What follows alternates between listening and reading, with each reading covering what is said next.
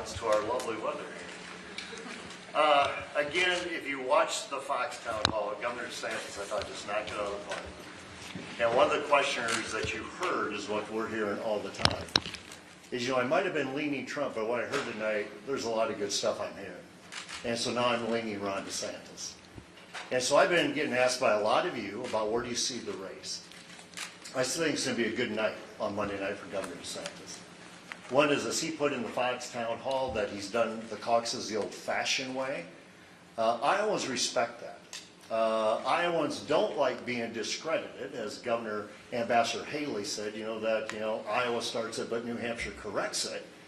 But they do like a guy that says, I'm going to go to all 99 counties, I'm going to answer all your questions. Not just a Fox News town hall or a CNN town hall, but your questions, whether it's Grundy County or Sioux County or Appaloosa County, wherever it is, I want to answer your question. And so what we've seen with this guy, obviously, he mirrors a lot of what Governor Reynolds has done in the state of Iowa, and she's given her condition of the state tonight. We've seen his leadership in the state of Florida, and I think what he has done, he's earning Iowa's votes. So don't be surprised if the polls are not right on Monday night.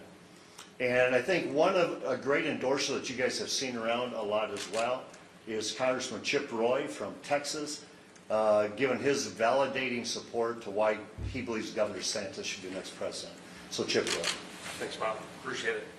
Well, thank you all for coming out here. I wish my friend Thomas Massey was here. We've been traveling around the state together with the governor, and we've been getting great support. But truly, the only endorsement that's going to matter is going to be the endorsement of the people of Iowa next Monday. And I think a whole lot of people are going to be surprised. We've been covering a great deal of the state, despite some of the misreporting and some of the fact-checking that needs to be done. The governor's actually, in fact, gone to 99 counties, had over 200 events across the state. And it shows. It shows. You saw it in the questioning tonight in the audience. I see it throughout the state where people show up and they say, well, gosh, I kind of thought it might be with President Trump or I might be with somebody else. And they listen to Governor DeSantis and they recognize leadership when they see it. They recognize somebody you want to see in the Oval Office that your son or your daughter, in my case, my 14-year-old son, my 12-year-old daughter, can look up to. Somebody that they can follow. Somebody that they can emulate. Somebody they can be proud of. Somebody that will get the job done, right? Because we want somebody in the White House that you want to follow as a human and who they are, but also what they do. And that's resounding strongly with the people of Iowa. Polls don't decide this, and the people of Iowa, quite frankly, are offended by the idea that polls do. It takes the hard work. When Casey and I and others were traveling throughout southeast Iowa yesterday, I love meeting in a coffee shop with 25 people. I love sitting down, and you'd get like 10 people in there that were undecided, and they leave there decided. And they decided that they're supporting Governor DeSantis. And when we get there on caucus night, and we're all out there, and we're talking to the folks of Iowa that night, all of the hard work of the last 9 months, a year, that's when it's going to show. It's going to demonstrate that this is the guy that needs to be in the Oval Office. This is the guy this country needs to have a vision for 8 years going forward and can serve. And that's what the people of Iowa are, and I'm really proud to go travel around with them. Governor DeSantis. Okay. Well, thanks so much. Thanks to Bob. Thanks to Chip. Appreciate your support. We've had an interesting day today. I mean, I was back in Tallahassee this morning, declared a state of emergency because we had a lot of tornadic activity coming through northwest Florida and going across northern Florida. We delivered the State of the State address to open up the legislative session. We did a briefing at the Emergency Operations Center. Got on a plane, flew into Des Moines, saw the snow, then just did the Fox News town hall. We're in good shape in Florida with everything. We marshaled resources, and fortunately, a lot of those resources did not end up needing to be deployed. There was some damage. No fatalities as of my briefing right before the town hall, which is a very, very good sign. And we had a great time tonight. I mean, we had some guests that came to try to make it on the stage, but that's just the way this stuff rolls. It's not the first time that's happened, but we were able to answer a lot of questions from Iowans. And you had people that were leaning one way.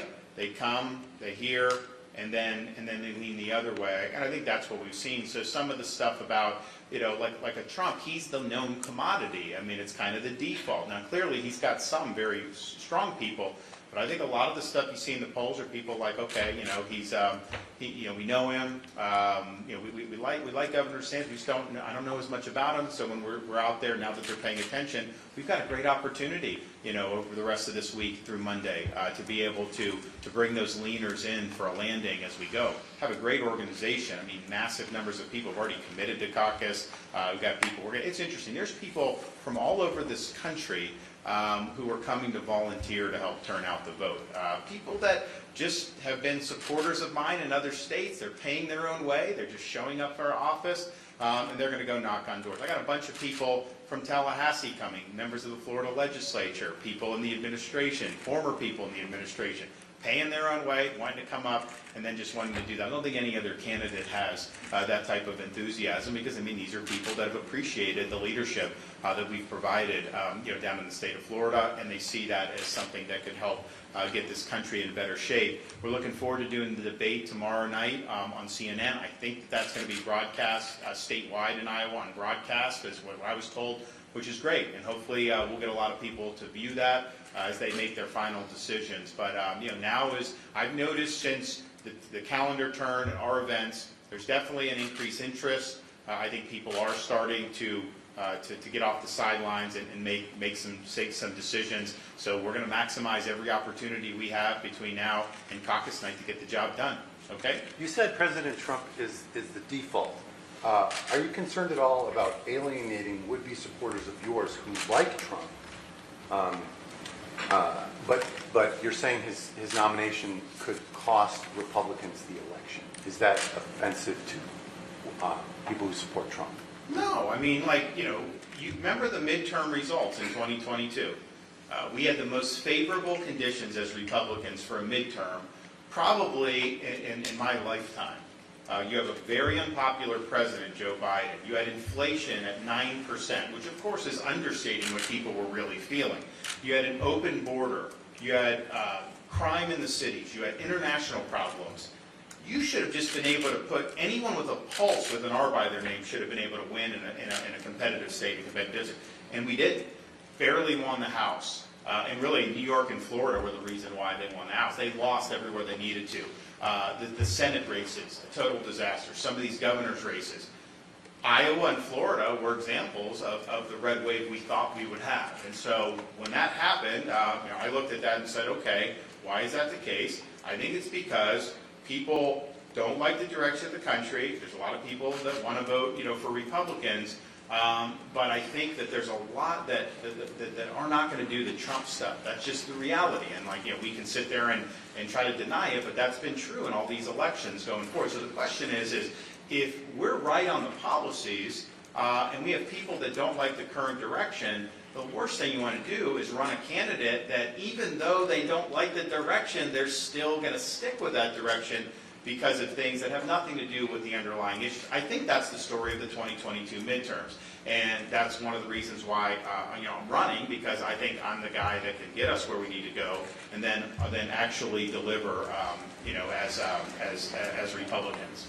Governor, how important Rachel. is, thank you, Governor, you got asked about the economy during this town hall. It's top of mind for voters in this state.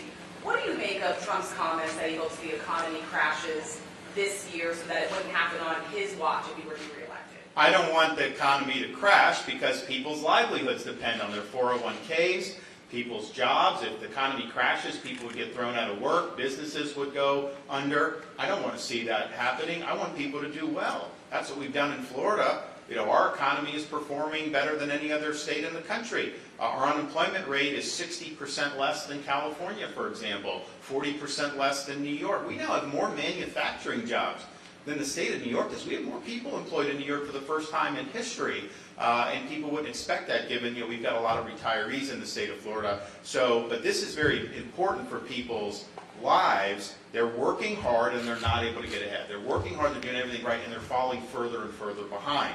We want to lift people up. We want to give them an opportunity that hard work will pay off. That, you know, nothing's going to be handed to you, but if you're grinding and you're getting the most out of that God-given ability in America, you can do better. So I want people to do well. I don't want to see people's retirements flushed away. I don't want to see people's businesses fail. I want to see people succeed. and we haven't reached our potential in this country.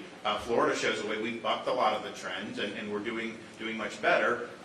That's the direction we have to go. But it's about lifting people up, not grinding people down. Governor, how important is your ground game? You know, if the ground here in Iowa is going to be literally frozen on caucus night, do you think people are going to show out? Well, here's the thing. I mean, part of the reason you do the way we've done it, it wasn't like we've invented anything. This is how people have done well in the caucuses in the past. You know, you have, so if you look, I think, all the people that have won it have done it this way. The people that kind of come in and just, spend tens of millions of dollars and that's kind of it, they tend to underperform. That's just the models that have happened over the years. I think what's happened on our side is probably the best that anyone's been able to put together. But it isn't like it's been reinventing the wheel, just taking what's been done in the past, building off that. And so I think these are the folks, the people who have committed to caucus for us. These people are going to vote, like they are definite caucus goers. I was in, I mentioned in debate, I was in Sioux Center last week, and I get out of the car, and this is northwestern Iowa. I figure, like, I'm a Florida boy in January. This isn't, and it was like, it was cold, but there was no wind, and it's like, they said it's 26. I can handle this, right? And then, as soon as I started saying that, they started giving me the weather report for caucus weekend and caucus day. It's -10, -12. So that's going to be, I think, a challenge. But I think our voters are the type that are going to come out. They vote. I know Bob, a lot of people he works. They vote all the time. Doesn't matter the weather. They're going to be there. They're going to caucus. Donald Trump has said he has all the votes he needs. I don't know how that's going to affect some of his folks, but he's basically telling some folks that he's got it. So if it's -12, you may have other options according to him. So I don't know. I want everyone to come out, and that's what we're going to do. Kit? Governor, you were asked about abortion a lot on the trail and tonight. What is your stance on access to contraception? Do you believe that it should be over the counter? Yeah, I think it should be over the counter. In Are you in Florida, favor of greater access to it? I think it should be over the counter. I don't think you should need a prescription. And in Florida, through our Department of Health, we do contraception for about over 100,000 people a year. And that's been true every year since I've been governor. Governor, a big part. In New York City are being kicked out of their high school to house illegal migrants, and they have to learn that remotely because of these illegals crossing over. What's your reaction to this? I think it's disgraceful. Just think about it. You're a parent in the Bronx. Was it Brooklyn or Brooklyn? You're a parent in Brooklyn. It's a lot. You probably got a lot of single moms who are the breadwinners, so they've got to work during the day. Your kids are supposed to go to school, and then someone tells you, "Sorry, your kids have to stay home." Why? Was there some type of real significant storm or some emergency? Was there a flu outbreak? Well, why are they having to stay home? They're having to stay home because the state government is commandeering, or the city government is commandeering the school to house illegal aliens. You talk about putting Americans last. You're having these kids, you're depriving these kids of in-person education to be able to house people that don't have a right to be here to begin with. That's Joe Biden's America in a nutshell. So I think it's disgraceful that that's happening. But I think this, when I'm president, this immigration stuff, we're building a big consensus in this country. Because, some of these areas in New York City, these are very liberal voters usually, but they are, almost all of them, saying this can't go on like this. You can't just have schools overtaken, hospitals overrun, people coming in, we don't even know who they are. So this has been one of Biden, probably the biggest failure, just simply because he has more control over this. There's certain things President may not have direct control over. He is causing this. He could stop it, and he's choosing not to stop it. As the resident Texan here, I thought I might insert a little bit on the border, because I'd say sort of welcome to the party for some of the folks that are experiencing this stuff, right? In Texas, we've spent $12.5 billion. $12.5 billion out of our budget in Texas to do the job of the federal government. And we're dealing with people, some of you heard me say this before, 6 kids in the school district that my family lives in died from fentanyl poisoning last year. 6 in the school district that we live in. This is having a real impact on real people. And it needs to be said to the question about President Trump, right? The whole idea of what he's raising, that this whole election, it's about him, right? As opposed to it being about the issues that the American people care about in terms of their jobs, their economy, their livelihoods. In this case, actually solving the problem at the border. not just bluster. Because the former president had ample opportunity multiple times to deal with the border, whether it was birthright citizenship and not signing the executive order that he promised in 2016 to do, whether it was to actually get the wall built and have Mexico pay for it, which didn't happen. But then he signed 12 continuing resolutions after that to keep funding the government that wasn't building the wall, right? Whether it was settling up with Paul Ryan to pass the Amnesty First bill. I mean, this is what the American people are tired of. They're tired of business as usual in Washington. And Governor DeSantis has delivered at every turn. So the reason I'm up here is not because it's some sort of show. I'm up here because I want for my 14-year-old son, my 12-year-old daughter, I want us to solve that problem. And one last point, talk about the election. Governor DeSantis was the one who sent a plane load of illegal aliens to Martha's Vineyard in September of 2022. And he described how dangerously close that election was. And it was Florida and New York that were the bright spots. The governor saved that election by leading. He saved that election when our polls were in the toilet after Republicans were failing to do their job. That's the kind of leadership that will provide coattails this fall and this November, and it's one of the main reasons I'm on the campaign trail with him. I also just, I didn't mention my opening remarks, but I think it's, I did give the State of the State address today in Florida, and I do think if people go back and look at that address, I wasn't like doing a laundry list, you've got to do this session. I was really highlighting the things that we've accomplished, but more important than just passing a piece of legislation or doing this, what are the results of that? So the state of Florida, we've paid down 25% of our debt just since I've been governor. The share, each Floridian share of the state debt, $661. Your share of the national debt as an American is $100,000 per American. We have the lowest per capita debt in the country. We also have the lowest per capita number of state employees per capita, and the cost per state worker per capita is the lowest in the country as well. So, and yet, when people come, our infrastructure is good, our schools are good, our crime is low, all these things. And so it just shows you what good leadership and good management can do. Governor, a big part of Nikki Haley's closing message is that she is the most electable Republican in this race, that she can beat Biden. What do you make of that argument from her? You don't win as a Republican when you don't stand for anything. You got to have core convictions. You got to go in bold colors, not pale pastels. That's how you get the people to turn out for you that you need to be able to win. Now, I noticed, we have identified her saying that her inspiration to run for office was Hillary Clinton. She's now going around saying that that's a lie. She wrote that in her book. She said that she had seen Hillary, that inspired her to run for office and make her voice heard. And so she basically doesn't like to deal with her record, and she just says, you're lying, when literally she's saying that on video and writing it in the book. And so I think that she is kowtowing to folks that are not going to inspire our voters to come out in sufficient numbers to be able to match the Democrats. And I would also point out this, we all have electoral track records. She ran for re-election in one of the reddest states in the country, South Carolina, in 2014. In a huge Republican year, we won 9 U.S. Senate seats in 2014. We picked up some seats in the House, but we already had a pretty big majority. I think that was the highest level in the House we've had in a long time, over 245. And she was running for re-election as governor in one of the reddest states in the country, and she underperformed almost every Republican on the ballot, people like Tim Scott significantly so. So she's been on the ballot, even in a deep red state like South Carolina, major underperformance. I won re-election in Florida by significantly more than she did in South Carolina, and Florida had always been considered a swing state until we did it. We've shown the ability to galvanize our core supporters, win the independents, and do it. But you're not going to do it by being pale pastels. You got to do it by painting in bold colors. That's what we've done in Florida. We've shown the way to do. She has a record of underperforming when it counts. And I also just think this. She had a period where media was fluffing her. Now she's in a situation where she's getting scrutiny, and it's like almost every day she answers questions, something happens where she's putting her foot in her mouth.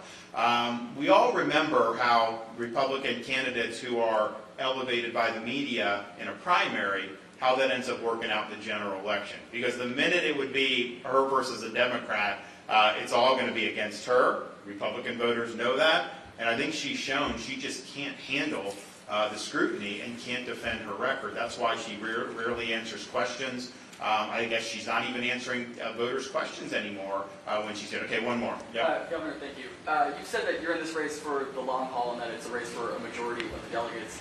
Florida is a winner-take-all delegate state. Will you win Florida? Look, you guys are going to prognosticate. I like being underestimated. So, I can sit here and say this, but you know what? I think that being the underdog suits me better.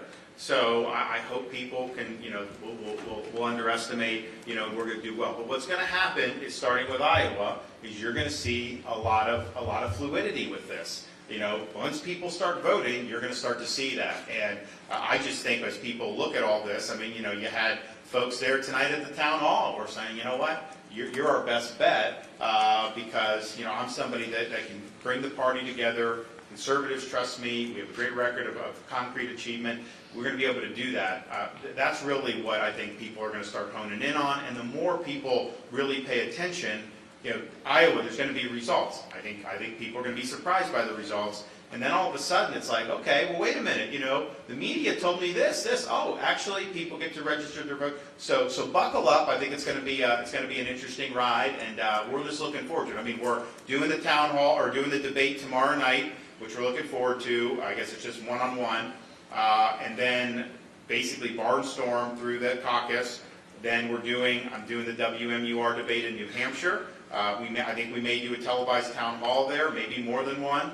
And I think we may even do more than one debate. And so we're working on all that stuff. So now I think you're going to start to see, and my view is just simply a Republican voter who, is not the ride or die Trump, but likes Trump, but is more soft. When they see me and see what I offer, we flip a lot of those folks. We just got to do it, and no one's going to do it for me. I know the information flow is not just going to be served up to them, by a media trying to paint me well. I get that. That's fine. So I've got to take these opportunities, whether it's the grassroots, whether it's these debates and all that, whether it's advertising, and get the job done. So that's what we're going to do. All right, guys. Thank you. Thanks, everybody.